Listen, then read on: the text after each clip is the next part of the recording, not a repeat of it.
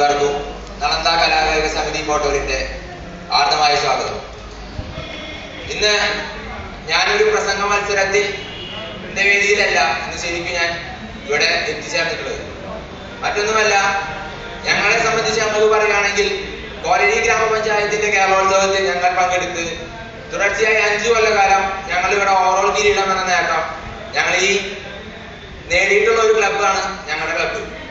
അപ്പോ അതിനർത്ഥം ഒട്ടനവധി കലാകായിക പ്രതിഭകൾ ഞങ്ങൾക്കൊപ്പം ഇന്നും നിലകൊണ്ടുകൊണ്ട് ഞങ്ങൾക്കൊപ്പം ഉണ്ട് എന്നതിന്റെ തെളിവാണ് ഈ 5 വർഷക്കാലം ഞങ്ങൾക്ക് ഈ ഓവറോൾ കിട്ടിയത്.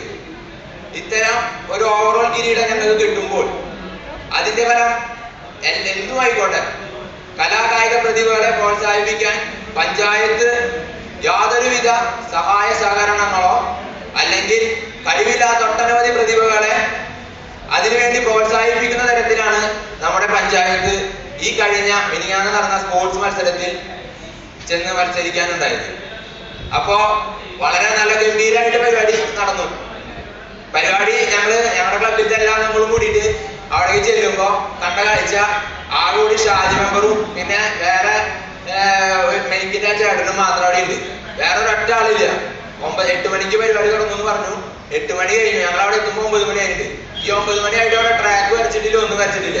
പുറത്തുള്ള ചുമതല പുറത്തുള്ള ഒരൊറ്റ ആളവിടെ ഇല്ല. എന്നിട്ട് ഞങ്ങൾ ചെന്നതാണ് ഈ ട്രാക്ക് വരയ്ക്കലും മറ്റു കലാപരിപാടികളും അതേപോലെ തന്നെയുള്ള എല്ലാ കാര്യങ്ങളും സ്പോർട്സിൻ്റെതായിട്ടുള്ള എല്ലാ കാര്യങ്ങളും ഞങ്ങൾ അവിടെ വെച്ച് ചെയ്തത്. അപ്പോ അതിനുള്ള കൂലി ഞങ്ങൾക്ക് അതിന് ശേഷം കിട്ടി. അത് ഞാൻ പിന്നെ പറയാം. പ്രസക്തി അത് ഞാൻ പറയാം. കോലഴി പഞ്ചായത്തിന്റെ പ്രസക്തി പറഞ്ഞിട്ട് വേണ്ടേ നമുക്ക് മറ്റേ കാര്യങ്ങൾ പറയാം. അപ്പൊ കോലഴി പഞ്ചായത്തിന്റെ പ്രസക്തി ഇപ്പൊ നാരായണൻ പറഞ്ഞു. കോലഴി പഞ്ചായത്തിന് നമ്മുടെ കേരളോത്സവത്തിന്റെ പ്രസക്തിയാന്ന് പറഞ്ഞത്. അപ്പൊ കേരളോത്സവം കേരളത്തിലേക്ക് കിടക്കണേക്കാൾ മുമ്പ് നമുക്ക് പറയാനുള്ളത് നമ്മുടെ കോലഴി ഗ്രാമപഞ്ചായത്തിന്റെ പ്രസക്തിയാണ്. കോലഴി ഗ്രാമപഞ്ചായത്ത് എന്ന് പറയുമ്പോൾ വലിയ കെട്ടിയിട്ടുണ്ട്. എല്ലാ നല്ല കാര്യങ്ങളും നടത്താനുള്ള ഒട്ടനവധി മെമ്പർമാരുണ്ട് എന്നാണ് ഇപ്പൊ പറയണത്. എന്നാ വളരെ വളരെ ഗംഭീരമായിട്ട് പരിപാടി നടത്തുമ്പോ അതിന് കഴിവുള്ള പ്രതിഭകളെ അംഗീകരിക്കാൻ തയ്യാറാവാത്ത ഒട്ടനവധി പ്രതിഭകൾ ഇന്നും ഇവിടെ ഉണ്ട് എന്നതിന് ഉദാരമായ കാര്യങ്ങളാണ് ആ കാഴ്ചകൾ അന്ന് അവിടെ എത്തിച്ചേർന്നിട്ടുള്ള എല്ലാവർക്കും കാണാൻ സാധിക്കും. അപ്പോ ഞങ്ങളെ സംബന്ധിച്ചിടത്തോളം കഴിഞ്ഞ വർഷം ശ്രീജ, അവിടെ ഇരിക്കുന്ന ശ്രീജ KS എന്ന് പറയുന്ന ആ കുട്ടി കേരളോത്സവം കേരള നടനം എന്ന ഐറ്റത്തിൽ കേരള തലത്തിൽ വരെ 1ാം സ്ഥാനം ലഭിച്ചിട്ടുള്ള ഒരു കുട്ടിയാണ്.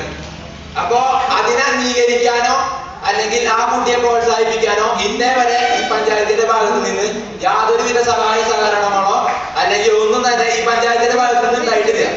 ഇതൊക്കെ ഈ മീറ്റിംഗിൽ ഞങ്ങൾ വെച്ച് ഈ മീറ്റിംഗിൽ വെച്ചിട്ട് പരിപാടിയിൽ പറഞ്ഞു. പരിപാടിയിൽ വെച്ച് പറഞ്ഞപ്പോ അവര് പറഞ്ഞ കാര്യം എന്താണെന്ന് വെച്ചിട്ടുണ്ടെങ്കിൽ മീറ്റിംഗ് നമുക്ക് ഈ കൊല്ലം പരിപാടി ഗംഭീരാക്കി നടത്താം, ഈ കൊല്ലം നല്ല രീതിയിൽ പരിപാടി നടത്തും, അതിന് നിങ്ങളൊക്കെ പ്രോത്സാഹിപ്പിക്കണം എന്ന് പറഞ്ഞു. ശരി, ആയിക്കോട്ടെ. ഞങ്ങളെല്ലാവരും ഒപ്പം നിന്നു, പരിപാടി നടത്തി, പ്രോത്സാഹനം ചെയ്തു. പ്രോത്സാഹനം ചെയ്യണത് വേറെ ഒന്നുമല്ല, കഴിവില്ലാത്ത പ്രതിഭകളെ അങ്ങോട്ട് മാറ്റി നിർത്തുന്നതിന് പകരം കഴിവില്ലാത്ത പ്രതിഭകളെ ഉയർത്തുന്ന തരത്തിലാണ് പ്രോത്സാഹനം നടത്തിയത്. വളരെ വളരെ നല്ല രീതിയിലാണ് നടത്തിയത്. അപ്പൊ ഞങ്ങൾ എന്ത് പറഞ്ഞിട്ടും കാര്യമില്ല അവിടെ. കാരണം കഴിവുള്ളവൻ കാര്യക്കാരൻ, അതാണ് ഇപ്പൊ ഉണ്ടായത്. ഞങ്ങൾ 25 പേരെ ഉള്ള കഴിഞ്ഞാൽ ആ 25 പേരെ മൈൻഡ് ചെയ്യാത്ത തരത്തിൽ അവരുടെ കഴിവുകളെ പ്രോത്സാഹിപ്പിക്കാത്ത തരത്തിൽ മറ്റു 100 പേര് വന്നു. ഇന്ന ഐറ്റം ഇന്ന സമയത്ത് ഇങ്ങനെ ചെയ്യാൻ പറ്റുള്ളൂ, അതിലവരാൻ പറ്റില്ല. അങ്ങനെ പറഞ്ഞപ്പോ അവര് വന്നു, അന്ന് അങ്ങനെ ചെയ്യാം, അത് അങ്ങനെ ആ രീതിയിൽ നടക്കട്ടെ. അങ്ങനെയുള്ള ഐറ്റങ്ങളാണ് അവിടെ നടന്നത്. അപ്പോ ഞങ്ങളിപ്പോ കേരളോത്സവത്തിന് മത്സരിക്കാൻ ആർട്സ് ഇനത്തിൽ ഞങ്ങൾ മത്സരിക്കാത്തതിന്റെ കാരണവും ഇത് തന്നെയാണ്. കാരണം നമ്മുടെ പഞ്ചായത്ത് എന്ന് കഴിവുള്ള പ്രതിഭകളെ പ്രോത്സാഹിപ്പിക്കുവാൻ എത്തിച്ചേർന്നുവോ അന്ന് മാത്രമാണ് ഞങ്ങൾ നളന്ദ കലാകായിക സമിതി കോട്ടൂർ എന്ന് പറയുന്ന സംഘടന ഇവിടെ ഈ മത്സരത്തിൽ ഇവിടെ എത്തിച്ചേരുള്ളൂ എന്ന് പറഞ്ഞുകൊണ്ട് ഞാൻ എന്റെ വാക്കുകൾ ഉപസംഹരിക്കുന്നു. പിന്നെ ഇന്ന് ശരി ഞാൻ പറയാൻ പറയാത്ത കാര്യങ്ങളാണ് ഇവിടെ നിന്ന് പറഞ്ഞത്. അപ്പോ വളരെ നല്ല രീതിയിൽ ഇപ്പോ ഒരുവിധം എല്ലാവർക്കും സന്തോഷമായി കാണും. എന്നാത്തിനെങ്കിൽ മെമ്പർമാരുടെ കൊച്ചുമക്കളൊക്കെ ഇല്ലല്ലോ. അപ്പൊ എല്ലാവർക്കും വളരെ സന്തോഷമായി ഉണ്ടാവും. അപ്പൊ കാര്യങ്ങളൊക്കെ നടക്കട്ടെ, നിങ്ങളുടെ സന്തോഷമായിട്ടുള്ള പരിപാടികളൊക്കെ നടക്കട്ടെ. അപ്പൊ അത്രയും പറഞ്ഞുകൊണ്ട് ഞാൻ എന്റെ വാക്ക് നിർത്തുന്നു. ജഡ്ജസിനോട് പറയാനുള്ളത്, എന്റെ ക്ലബിനെ സംബന്ധിച്ചിടത്തോളമല്ല, എന്നെ സംബന്ധിച്ചിടത്തോളം ഇന്ന് ഈ സ്റ്റേജിൽ പറയാൻ പാടില്ലാത്ത കാര്യമാണ് ഞാൻ പറഞ്ഞത്. അതിനെനിക്ക് മാപ്പ് തരണമെന്ന് പറഞ്ഞുകൊണ്ട് ഞാൻ എന്റെ വാക്കുകൾ നിർത്തുന്നു. നന്ദി, നമസ്കാരം.